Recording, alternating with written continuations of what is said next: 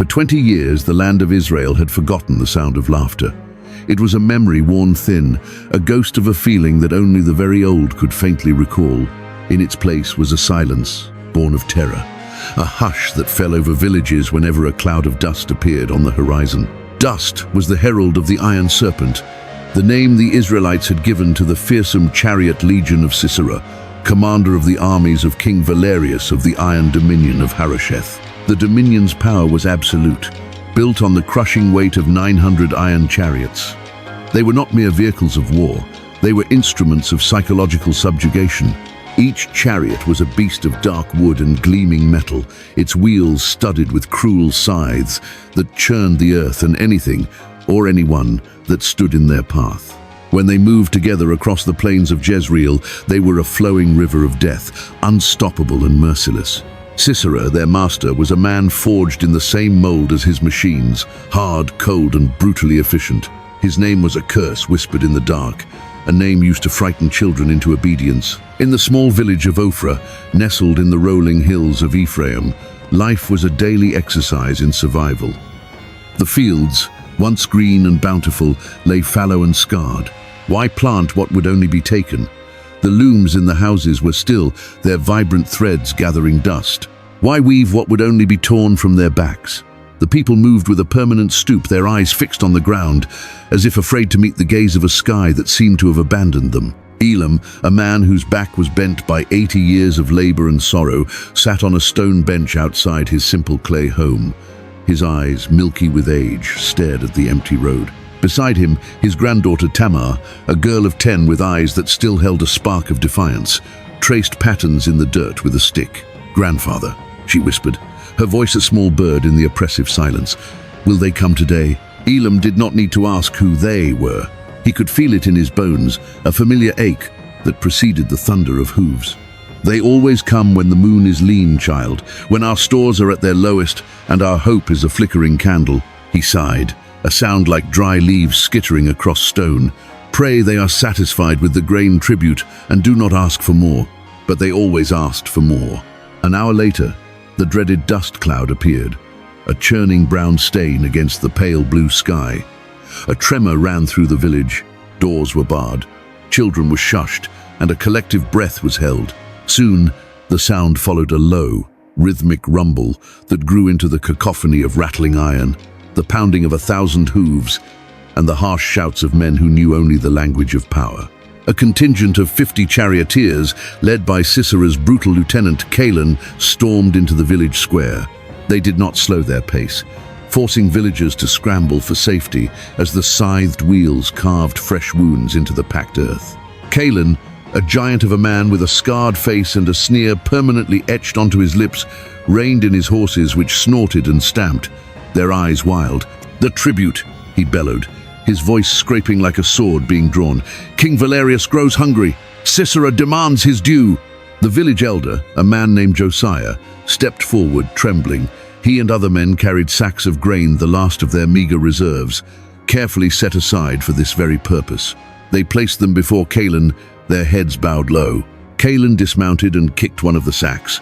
It split, spilling a pathetic stream of grain onto the dirt. "This is it?" he scoffed.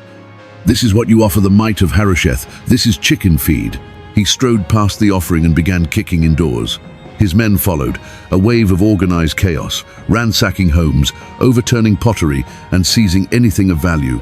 A bronze tool, a woven blanket, a few dried figs. From Elam's home, a soldier emerged, dragging the old man's only goat, its cries of protest pitifully weak. Tamar screamed and ran forward, but Elam grabbed her arm, his grip surprisingly strong. "No, child," he rasped, his voice thick with unshed tears. "We cannot fight iron with our bare hands." Caleb's eyes landed on Tamar. The spark in her eyes had not been extinguished by fear, but fanned into a small flame of hatred. He smiled, a cruel, predatory expression. "A spirited one," he said, walking towards her.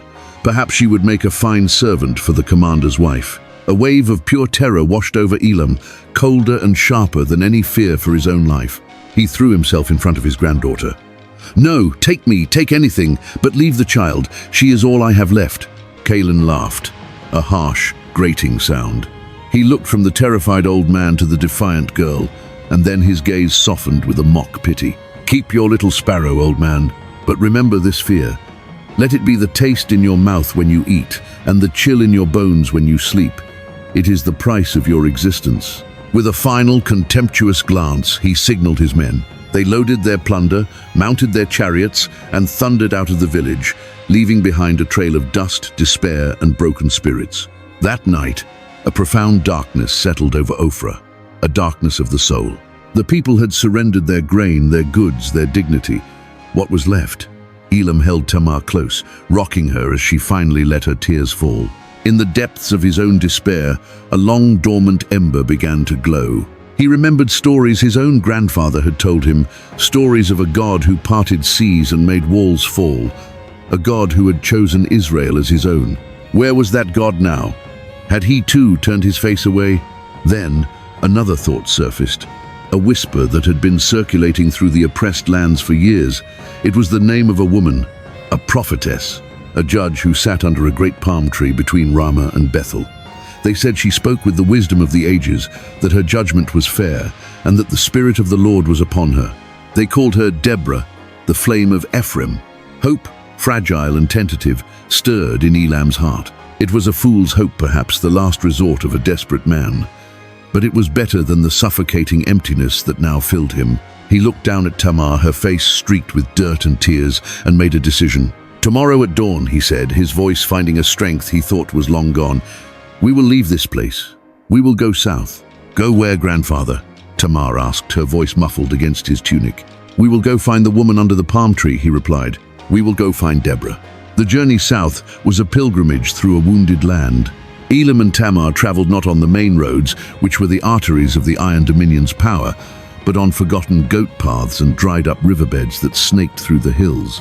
Every league they covered revealed the same story of decay. They passed terraced vineyards where the vines had withered on their trellises, and olive groves where the ancient trees stood like skeletal sentinels, their fruit having been stripped long ago. The land itself seemed to be holding its breath, waiting for a final, crushing blow. Fear was a constant companion.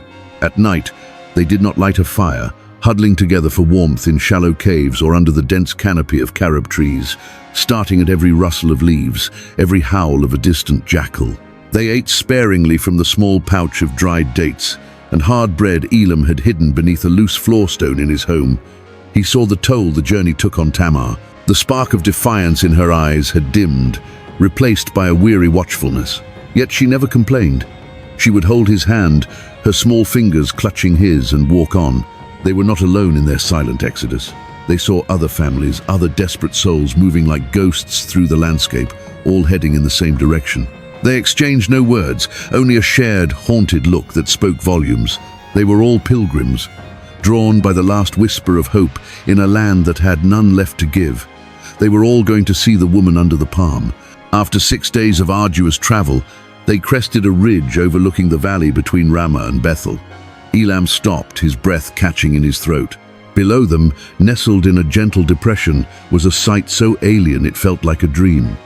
A massive ancient palm tree stood solitary, its fronds spreading wide like a canopy of blessing. And under it, and all around it, were people, hundreds of them. But this was not the chaotic, fearful gathering of a refugee camp. There was an order, a quiet hum of purpose. People moved with intention, speaking in low, respectful tones. Tents were pitched in neat rows, small fires burned with controlled efficiency. It was an island of sanity in a sea of chaos. As Elam and Tamar descended into the valley, they felt the atmosphere change. The oppressive weight of fear that had blanketed the rest of the land seemed to lift here, replaced by something else. A fragile, yet palpable, sense of expectation. They found a place at the edge of the sprawling crowd and sat, Elam's old bones aching with relief. At the center of it all, seated on a simple carved wooden chair beneath the shade of the great palm, was a woman. This was Deborah. She was not what Elam had expected. She wore no fine robes, no jewels, no crown. Her garments were of simple, undyed wool, her hair bound back from a face that was neither young nor old, but timeless. Her strength was not in her frame, which was lean, but in her stillness. She sat with a profound calm, a rock in the middle of a turbulent stream, and the entire assembly seemed to revolve around her quiet presence. She was hearing a dispute.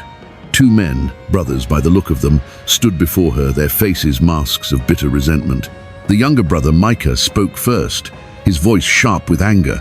"Deborah, my brother Caleb has wronged me. When the raiders came last month, they took all the seed grain I had stored for the spring planting. Caleb hid his, and now he will not share. The law says he must help his kin. I ask you to command him to give me half of what he has, so my family does not starve." Then the older brother Caleb spoke, his voice heavy with grievance. "It is true, I saved my grain. I dug a pit and hid it, while he left his in a flimsy shed. I protected my family. He was foolish. Now he wants to profit from my foresight and feed his family with the sweat of my brow. Am I to be my foolish brother's keeper?" A murmur went through the crowd. It was a common story, a conflict born from scarcity and fear, the kind of bitterness that was tearing families and villages apart across the land. All eyes were on Deborah. How would she judge? Deborah listened, her gaze moving from one brother to the other. When they had finished, she did not speak for a long moment. The silence deepened, and even the rustling of the palm fronds above seemed to cease. When she finally spoke, her voice was not loud, but it carried a weight that cut through the tension. "Caleb," she said, her eyes fixed on the older brother, "you speak of your foresight. You were not just protecting your grain, you were protecting a seed of Israel's future. For that the Lord sees your diligence." Caleb puffed out his chest slightly. "And Micah," she continued, turning to the younger, "you cry out for justice. You appeal to the law that binds us as a people, one to another. You remember that we are a family, not just a collection of individuals. For that the Lord hears your heart." Micah looked up, a flicker of hope in his eyes. "But you are both wrong," Deborah stated, and the gentle tone was now infused with steel. "You, Caleb, have saved the grain but forgotten the brother. You hoard a sack of seeds but risk losing the one who shares your blood. And you, Micah, demand your rights but have not first appealed to your brother's love. You have both allowed the shadow of the iron serpent to slither into your hearts, to make you forget who you are." She rose from her chair, a simple, powerful movement. "The law is not a weapon to be used against each other. It is the thread that weaves us together. Here is my judgment. Caleb, you will give your brother Micah not half your grain, but a third. You will also go to his field and help him prepare the soil, for your hands are strong and his spirit is weak. Micah, you will accept this gift, not as your right, but as an act of grace. And you will give your brother the first fruits of your harvest, however small, in gratitude." She looked at them both, her gaze piercing. "The grain is dust. It can be eaten. It can be lost. But brotherhood is the true seed of a nation. Now go, and be brothers again." The two men stood stunned.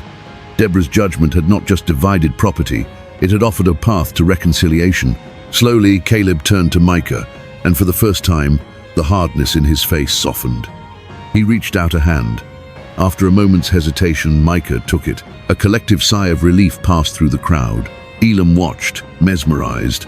This was more than wisdom. It was a divine light cutting through the darkness. When the crowd around Deborah thinned for a midday rest, he took Tamar by the hand and approached. He knelt before the carved chair, his old body trembling. "Mother Deborah," he began, his voice cracking. She looked down, and her eyes, which had been so powerful and commanding, were now filled with a deep well of compassion. She saw him, truly saw him, not just an old man, but a vessel of sorrow. "Rise, elder of Israel," she said gently. "There is no need to kneel. Speak your burden." Haltingly, Elam told her everything of the raid, the stolen goat, the terror in his heart for his granddaughter, the crushing weight of 20 years of hopelessness. When he finished, he was weeping silently. Deborah reached out and placed a hand on Tamar's head. "The Lord has seen your suffering, Elam of Ophrah. He has counted every tear. The night has been long, but do not mistake the deepest dark for an endless one. It is often the sign that dawn is near." She looked directly at Tamar. "And you, little one, do not let their iron chill the fire in your heart. Hold on to it. Israel will have need of such fire very soon." She said no more, but her words sank into Elam's soul like rain on parched earth. The tiny, fragile hope he had carried with him on the perilous journey, the fool's hope, had been met. It had been seen and acknowledged, and kindled into a small, steady flame. He rose, feeling lighter than he had in 2 decades. He took Tamar's hand, and as they walked away from the palm tree, he knew that something in the land and in its people was about to change forever. The flame of Ephraim was preparing to set the whole nation ablaze. For a week, Elam and Tamar remained in the burgeoning community under the palm of Deborah. It was a place of healing. Tamar's laughter, a sound Elam had feared was lost forever, returned as she played with other children who had been brought there by desperate parents. For the first time, she saw a vision of Israel that was not defined by fear. She saw cooperation, shared meals, and the low murmur of prayers rising with the morning mist. Elam spent his days listening. He listened to Deborah's judgments, to the stories of travelers, and most importantly, to the quiet hum of renewed faith that was the true miracle of this place. But this fragile peace was a prelude, not a destination. Deborah was not just a judge settling local disputes. She was a prophetess, listening to a voice that spoke of nations and armies. Elam would often see her in the evenings, after the last petitioner had gone, standing alone and facing north toward the lands crushed under Sisera's heel. Her face would be a mask of intense concentration, her eyes distant, as if watching a battle unfold on the horizon of time itself. One evening, as the sun bled orange and purple across the sky, a change came over her. A tremor seemed to run through her, and she gripped the bark of the great palm for support. Her eyes closed, and her lips moved in a silent, rapid whisper. The few people still nearby fell back, sensing they were on holy ground. Elam, holding Tamar's hand, watched from a distance, his heart pounding. The air grew thick, heavy with an unseen power. When Deborah finally opened her eyes, they blazed with a new light, not the calm flame of wisdom, but the raging fire of a divine command. She turned, her gaze sweeping over the assembled people until it landed on two young, swift runners, brothers named Asaph and Kenan. "Go," she commanded, her voice ringing with an authority that was not her own. "Ride as if the wind of the Lord is at your back. Go to the city of Kadesh in the mountains of Naphtali. Find the man named Barak, son of Abinuam. Do not stop for food or rest until you stand before him." Asaph and Kenan, their faces pale with awe, simply nodded, bowed, and sprinted toward the tethered horses without a word of question. "And what is the message, Mother Deborah?" asked an elder standing near her.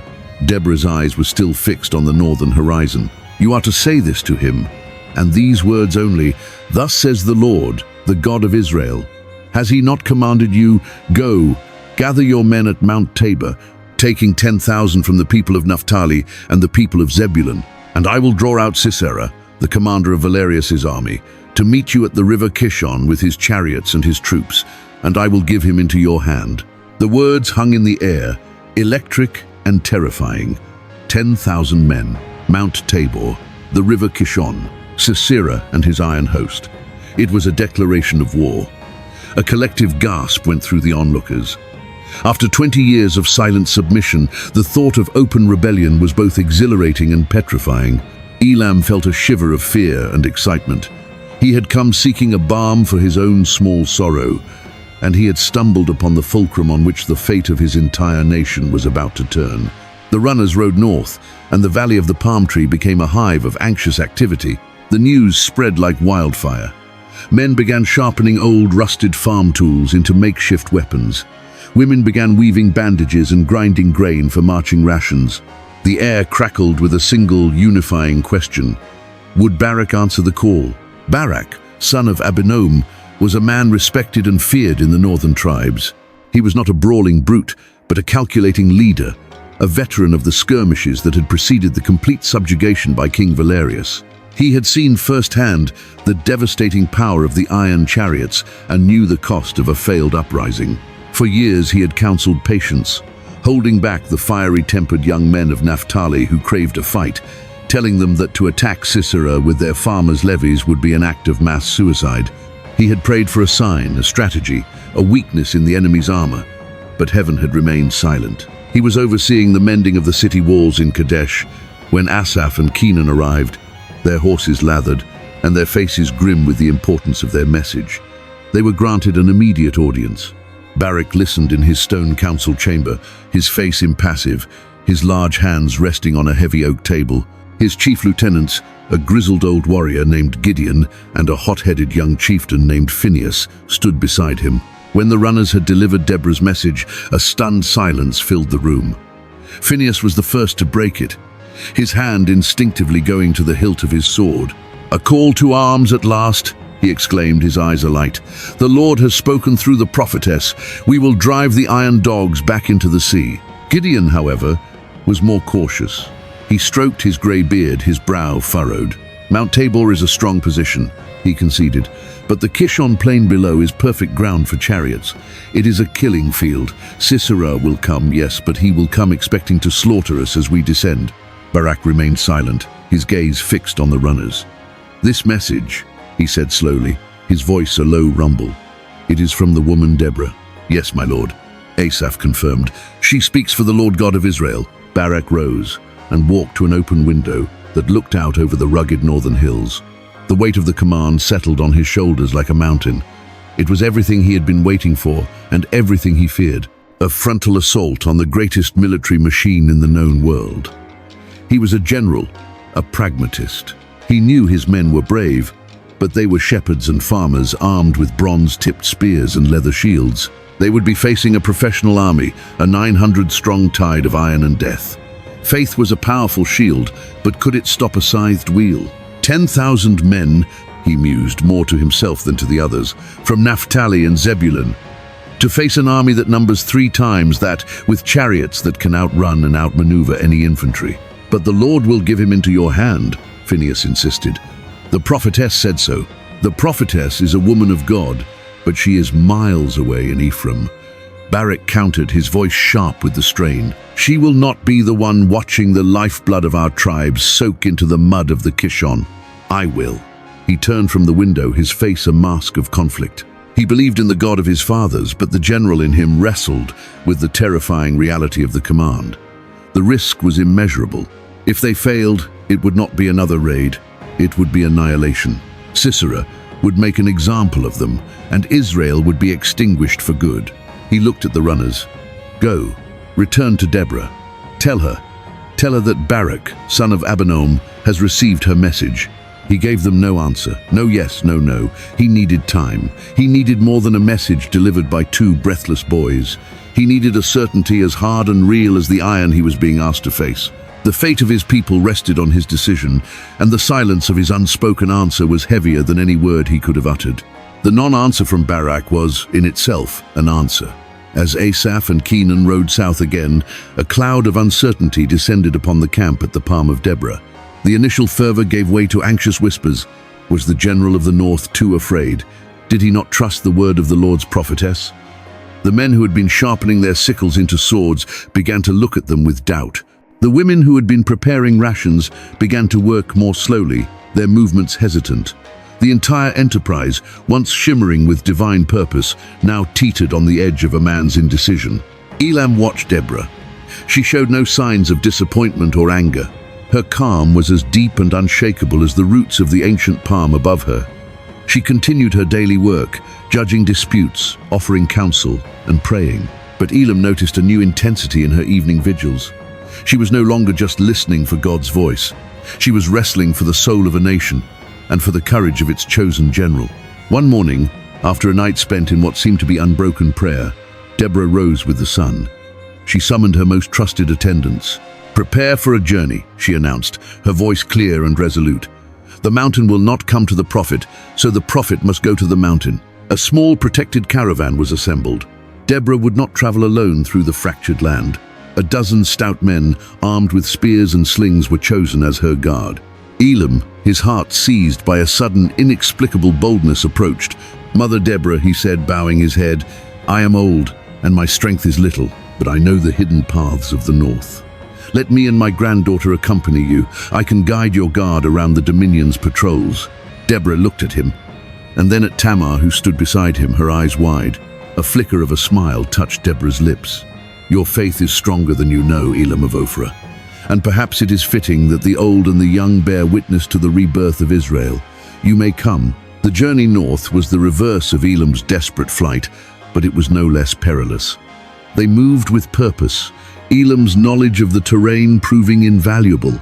They traveled through shadowed valleys and along high, wind-swept ridges, always avoiding the open plains where Sisera's chariots roamed. During the journey, Deborah spoke little, but her presence was a constant source of strength. She was the calm at the center of their hurried expedition, a walking embodiment of the mission's certainty. They arrived at the gates of Kadesh unannounced. The sight of the prophetess, the famed flame of Ephraim, at their walls sent a shockwave through the city. The news reached Barak in his council chamber, where he was once again locked in a tense debate with his lieutenants. The argument ceased instantly. He strode to the city gates himself, his face a mixture of awe, apprehension, and a strange sort of relief. He escorted Deborah not to his public chamber, but to a private courtyard garden within his own home, a place of quiet stone and fragrant herbs. Her guards, along with Elam and Tamar, waited outside. Only Barak and Deborah entered the garden. The air was still. Barak, the seasoned general, the leader of thousands, found himself at a loss for words before this unassuming woman. He felt the weight of her presence, the quiet power that emanated from her, and he knew he was not standing before a mere messenger, but the very oracle of God. "You have come a long way, Mother Deborah," he finally said, his voice softer than he intended. "The word of the Lord cannot be delayed by the doubts of men, Barak," she replied, her tone gentle but firm. "He has commanded. He has promised. Why do you hesitate?" Barak's composure broke. The facade of the stoic general fell away, revealing the tormented man beneath. "Hesitate?" he burst out, his voice raw with anguish. "I have seen what Sisera's chariots can do. I have seen them tear through a shield wall like a wolf, through a flock of sheep. You ask me to lead 10,000 Manoah sons, our brothers, our fathers down, from the safety of a mountain into a valley of certain death. You speak of promises from a God who has been silent for 20 years while our people have suffered. I believe, but my belief is weighed down by the bodies I have seen and the screams I have heard." He took a deep breath, his hands clenched into fists at his sides. "I am a soldier. I need more than a message. I need a sign. I need a standard to rally my men. A symbol that God is not just speaking from a distant hill in Ephraim, but that he marches with us here in the north." He looked directly at her, his eyes pleading yet demanding. "If you will go with me, then I will go. If your foot is on the path to Mount Tabor, then mine will be too. Let the men see the prophetess of the Lord marching in our vanguard. Let your presence be our banner. But if you will not go with me, I will not go. I will not lead our people to be slaughtered on the strength of a whispered message alone."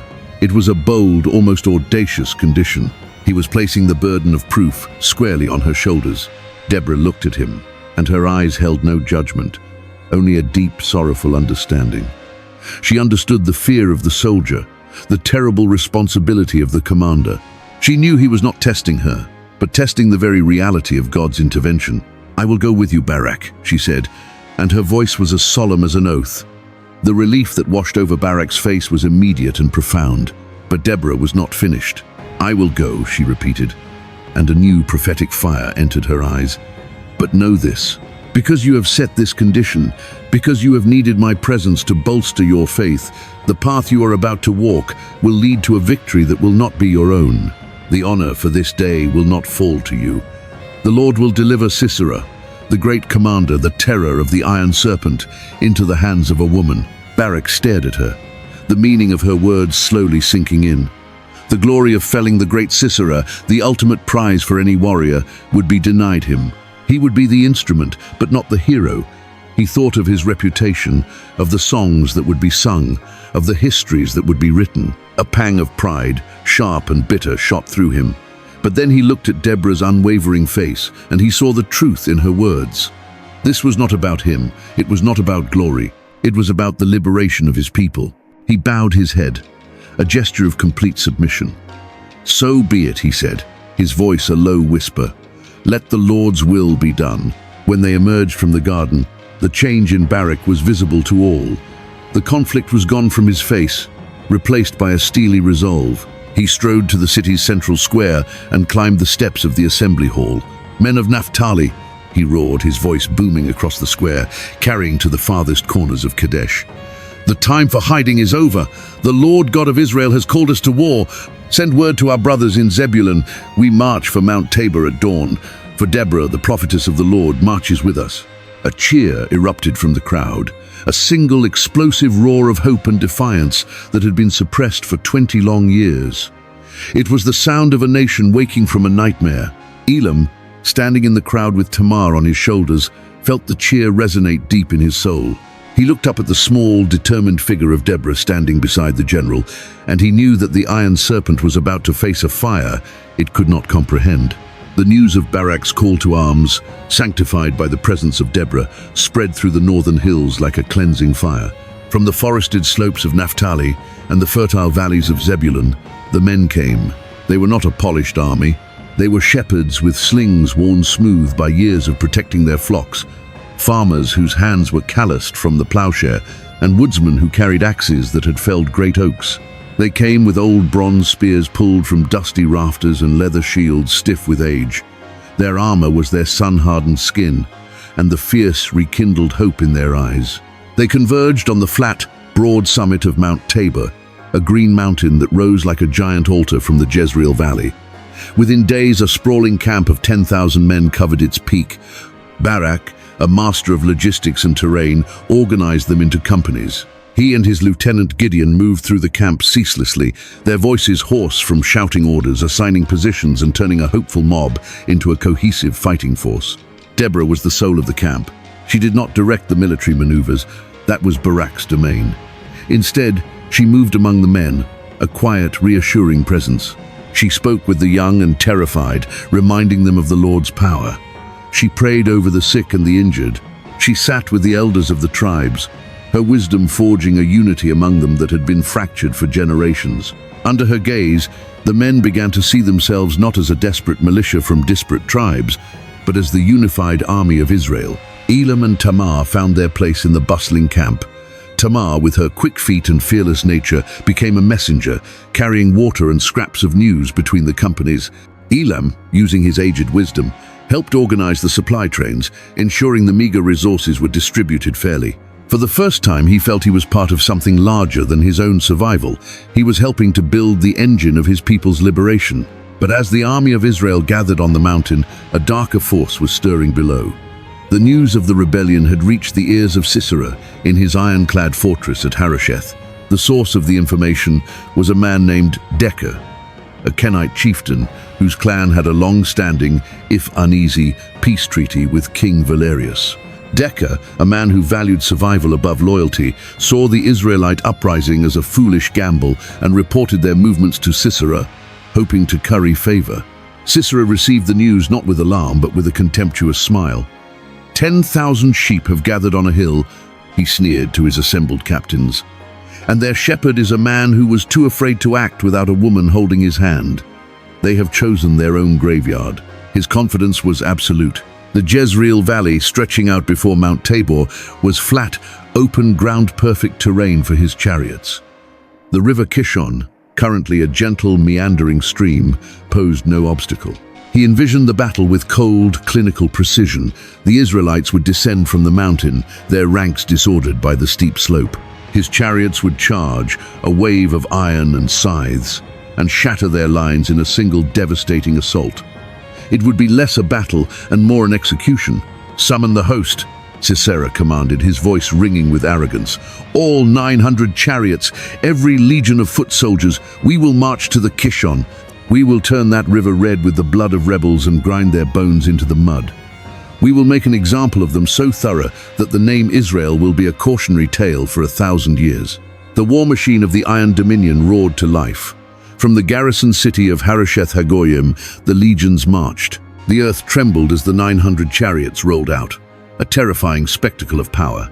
They were an unstoppable metal serpent, flowing across the plains, their polished iron fittings glinting cruelly in the sun. Sisera rode at their head in his command chariot, a magnificent creation of bronze and black steel, drawn by two powerful black stallions.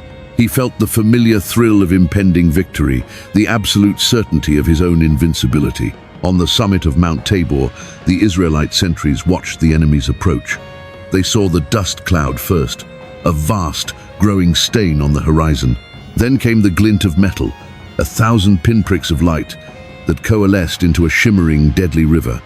The sheer scale of Sisera's army was breathtaking and terrifying. A wave of dread washed over the camp. The men fell silent, their hands tightening on their makeshift weapons. The arrogant boasts of the past few days died on their lips, replaced by the cold reality of what they were about to face. All eyes turned to Barak, and then to Deborah. Barak stood on the edge of the summit, his face grim, a strategist calculating impossible odds. Gideon stood beside him, his expression bleak. "They are even more numerous than the spies reported," Gideon murmured. "And the chariots. By the heavens, they cover the entire plain." It was in this moment of supreme tension, as fear threatened to shatter their resolve, that Deborah stepped forward. She walked to the very edge of the mountain's brow, her simple wool garments fluttering in the wind. She looked down not at the army of iron, but past them, as if seeing something else entirely. She raised her hands to the sky, a sky that was clear and blue. "O Lord God of hosts," she cried, her voice carrying across the silent summit, clear and strong. "You who command the stars in their courses and the waters in their beds. You have brought your people to this mountain. You have brought the enemy to this valley. The time is now. Show them your power. Let the heavens fight for Israel this day." As she spoke, a strange stillness fell. The wind died down. The birds ceased their singing. And then a change began. Far to the west, over the great sea, a single dark cloud appeared. It was small at first, almost insignificant, but it began to grow, expanding with unnatural speed, churning and boiling, a bruise of purple and black spreading across the perfect blue sky. A low, distant rumble echoed, a sound that was not the thunder of chariots, but something far older and more powerful. The men on the mountain stared, mesmerized. Sisera, down on the plain, saw the cloud too, and a flicker of unease, the first he had felt in years, touched his heart. He dismissed it. A summer storm. It meant nothing, but the storm was not moving like a normal weather front. It seemed to be racing towards them, a celestial chariot of wrath aimed directly at the Jezreel Valley. The wind picked up again, now howling with a furious voice, whipping dust and grit into the faces of the chariot crews. The sky grew dark, the sun blotted out as if by an eclipse. Deborah lowered her arms and turned to Barak. The wind whipped her hair across her face, and her eyes blazed with the reflection of the coming storm. All doubt, all fear had been burned away, replaced by a terrible, glorious certainty. "Up!" she commanded, her voice cutting through the roar of the wind. "This is the day the Lord has given Sisera into your hand. Does not the Lord go out before you?" A bolt of lightning split the sky, striking a nearby peak with a deafening crack of thunder. It was a sign, a divine signal. The fear in the hearts of the Israelite soldiers transformed into a wild, ecstatic battle fury. This was not their fight alone. The God of the storm, the God of Sinai, was their vanguard. Barak drew his sword. It seemed to catch the light of the lightning, glowing for a moment in the unnatural darkness. He raised it high. "For the Lord and for Israel," he roared, and with a single deafening cry that answered the thunder from the heavens, 10,000 men surged forward, pouring down the slopes of Mount Tabor like a human avalanche, straight into the heart of the storm and the face of the enemy. The battle for the soul of Israel had begun. The battlefield that Sisera had chosen for its perfection became his undoing. As the 10,000 Israelites charged down the mountain, a wall of shouting, desperate humanity, the heavens opened. It was not rain. It was a deluge, a solid sheet of water that fell with such force it stung the skin and turned the world into a grey, roaring chaos. The wind, now a full-blown gale, drove the rain horizontally, blinding Sisera's men, who were facing directly into the storm's fury. The flat, dusty plain of Jezreel transformed into a treacherous sea of mud in minutes. The ground, baked hard by the summer sun, could not absorb the sheer volume of water. The river Kishon, a gentle stream only moments before, swelled with the runoff from the hills, roaring over its banks and flooding the valley. It became a raging, muddy torrent, an ancient power awakened. The pride of the Iron Dominion, the 900 iron chariots, were rendered catastrophically useless. Their heavy wheels, designed to crush and intimidate on firm ground, sank deep into the mire. Horses panicked, screaming as they struggled against the sucking mud and the rising water, their legs entangled in their own harnesses. The scythed wheels became anchors, dragging them down. Chariots overturned, throwing their crews into the churning water. The unstoppable iron serpent was broken, drowning in a swamp of its own making. Into this chaos crashed the army of Israel. They were men of the hills, sure-footed and accustomed to treacherous terrain. The mud that trapped their enemies was merely an inconvenience to them. Fueled by a divine battle madness, they fell upon the disordered and terrified Canaanite soldiers. Barak was at the forefront, his sword a blur of bronze, his voice a constant roar of encouragement. The battle devolved into a brutal close-quarters slaughter. The Canaanite foot soldiers, deprived of their chariot support and blinded by the storm, were cut down where they stood. Sisera watched the annihilation of his invincible army from his own mired chariot. The arrogant confidence was gone, replaced by a cold, stark terror. He saw his men dying, his war machine destroyed not by a superior army, but by the very earth and sky. This was not warfare, it was divine judgment. With the last vestiges of his pride screaming in protest, he knew he had to flee. He abandoned his magnificent chariot, leaping into the thigh-deep mud and water, and ran. He fled on foot, a solitary figure scrambling away from the carnage, his fine armor caked in mud, the great general reduced to a desperate fugitive. He ran east, away from the battle, his only thought to find a safe harbor.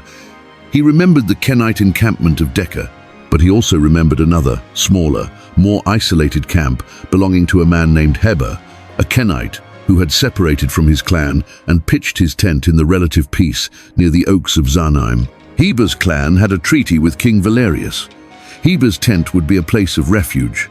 Exhausted, soaked, and stripped of all authority, Sisera stumbled into the clearing where a single large goat-hair tent stood. A woman emerged from the tent flap. It was Jael, Heber's wife. She saw the great commander, his state of utter ruin, and her mind raced. She had heard the whispers of the prophetess Deborah. She had seen the gathering storm and knew it was no ordinary weather. Her husband was away, and before her stood the butcher of Israel, the source of 2 decades of her people's misery, now weak and alone. An audacious, terrifying resolve formed in her heart. She composed her face into a mask of hospitality.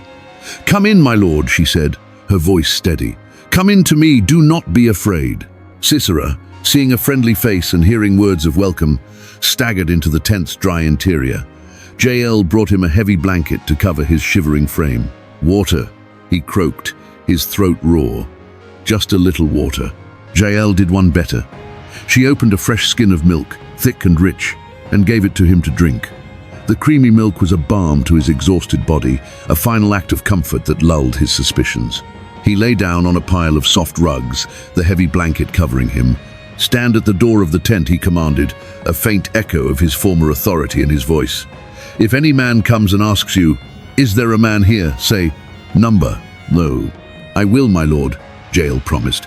Trusting her, and utterly spent from battle and flight, Sisera fell into a deep, profound sleep. Jael watched him, her heart pounding against her ribs like a war drum. This was her moment. The fate of the battle, the final stroke of victory, rested in her hands. Silently, she moved through the tent. Her eyes fell upon a sharpened wooden tent peg, thick as a man's wrist, used to anchor the tent against the strong winds. Beside it lay a heavy mallet, used for driving the pegs into the hard ground. She picked them up, her hands surprisingly steady. She approached the sleeping general. He was the terror of the north, a man whose name made children cry. Now he was just a man, vulnerable in sleep. She thought of the Israeli mothers whose children he had killed, of the villages he had burned, of the 20 years of stolen laughter. The prophecy of Deborah echoed in her mind. The Lord will deliver Sisera into the hands of a woman. She was that woman. With a silent prayer on her lips, she placed the sharp point of the peg against Sisera's temple. She raised the heavy mallet high. She did not hesitate. With all her strength, she brought it down once, twice, a third time. The sound was a sickening, wet crunch. She drove the peg through his skull and deep into the earth beneath. Sisera died without a sound, his body convulsing once before falling still. A short time later, Barak, in hot pursuit of the fugitive general, arrived at the tent, his sword still dripping with rain and blood. Jael met him at the entrance. "Come," she said, her voice calm, though her eyes blazed with a fierce light. "I will show you the man you are seeking." Barak entered the tent and stopped dead. There, on the floor, lay the mighty Sisera, the commander of the Iron Serpent, slain not by a sword in the glorious heat of battle, but by a tent peg in the hand of a quiet woman. Deborah's prophecy had been fulfilled to the letter. The victory was absolute. With Sisera and his army annihilated, the power of King Valerius was broken forever. The land was free. Days later, back under the great palm tree, Deborah and Barak stood before the assembled people of Israel. They led them in a song of triumph, a song that would be sung for generations. They sang of the Lord's power, of the stars fighting from their courses, of the river Kishon sweeping the enemy away. And they sang of Jael, calling her most blessed of women, the woman who had brought low the oppressor with a hammer and a nail. Elam stood in the crowd, his arm around Tamar's shoulders. He looked at Deborah, the flame of Ephraim, and at Barak, the humble general, and at the jubilant faces of his people, and tears of gratitude streamed down his weathered face. The 20-year night was over. Laughter had returned to the land of Israel. The sun was rising, and its light was as brilliant and as powerful as the faith of the woman who had dared to stand against the storm.